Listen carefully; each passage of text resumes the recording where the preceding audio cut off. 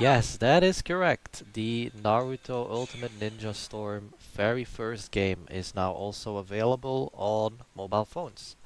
Uh, this video is recorded from my iPhone 12 perspective.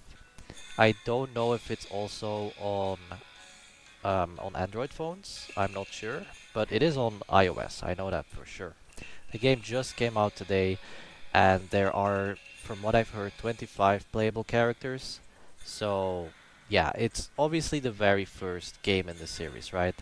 I'm going to, before showing you guys some gameplay, so you can make out for yourself if the game looks and feels up to your standard on phone.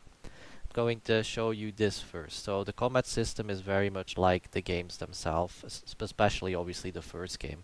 The others had some different stuff going on. But there's a button for jumping, a button for your shurikens, a button for, of course, fighting, your chakra control, and your defense slash dodging. There's also two buttons for your supports because that is how it was in the older Naruto Storm games. You couldn't change characters in the midst of battle. You were sticking with one character, and then you had supports that you could use. I think this changed in Ultimate Ninja Storm 3, if I'm not mistaken. It's been a while since I've played the games. The fifth one is obviously not very good, as you guys probably know if you're watching this video.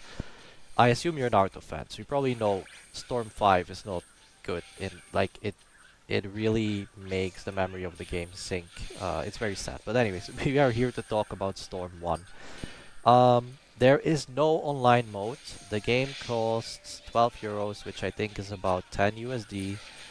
Is it worth it? You have to make that out for yourself. You can see my gameplay here. The game is very smooth in combat, and the game looks very good on the high settings. Why do I say in combat? Well, because you also have the campaign. Those are the modes you have, the campaign mode and the single combat mode. That's basically it. There is no online mode. So that's what you will be doing most of the time. You'll be playing against the computer, or like right here, computer against computer if you like watching them. Um, but out in the village when you're doing missions to unlock your characters, of course, the game is a little underwhelming in terms of FPS. I have a hard time, at least on an iPhone 12, I have a harder time controlling Naruto when I'm free running in the village. The FPS just seems to be kinda low for some reason.